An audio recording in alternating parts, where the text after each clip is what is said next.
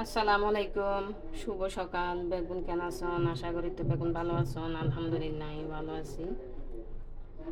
তো প্রতিদিনের মতো আজি কি কি রান্না বান্না করবো এনে অনরাল্লা শেয়ার করবো। আশা করি রাজিয়ার করি অনরাতন ভালো লাগিব।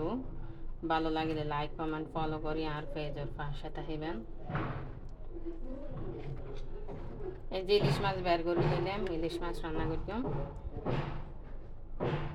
একদম ডিম আছে, মানে ফ্যাট ভর্তি ডিম আছে। মাশাআল্লাহ বহুত সুন্দর, একদম তরতাজা।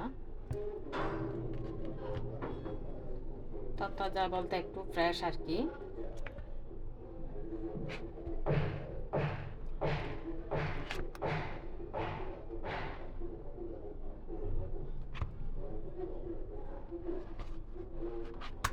হাড়ে হুড়ে সুন্দর মতো রান্না করলাম আর কি।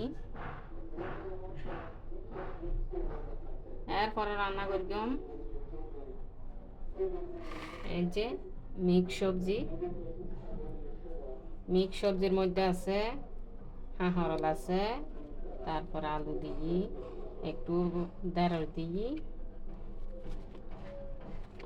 শুটকি দিয়ে রান্না করলাম কাঁচামরিচ বাটা দিয়ে আর কি। আমরা কিন্তু প্রায় সময় মিক্স সবজি রান্না করি শুটকি দিয়ে না, ইসা মাছ দিয়েও রান্না করলে ভালো লাগে।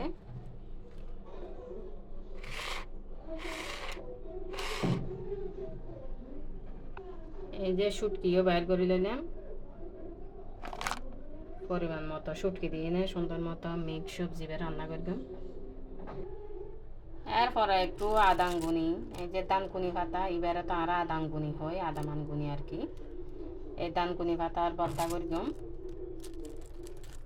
সুন্দর মতো, মানে বালা করে ধুই একদম চিকন চিকন করে ফলি, তারপরে কাঁচামরিচ দিই, পেঁয়াজ দিই, সরিষার তেল দিই। ভর্তা করলে বহুত বেশি ভালো লাগে।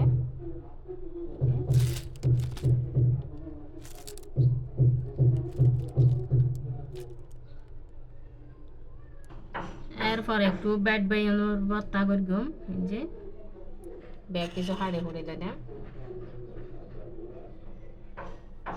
আর রান্না বান্না আজি এতটুকু। এখনো পর্যন্ত যারা আর পেজ ফলো না দেন অবশ্যই ফলো করে দিবেন। আর হন নতুন বই আর ভিডিও চাইতে লাগবেন অবশ্যই কমেন্টস করিবেন।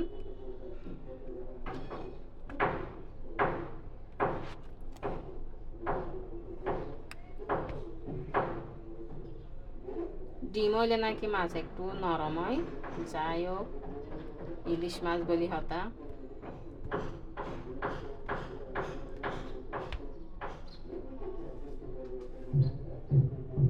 তো আপনারা বেগুন ভালো থেকেন, সুস্থ থেকেন। আসসালামু আলাইকুম।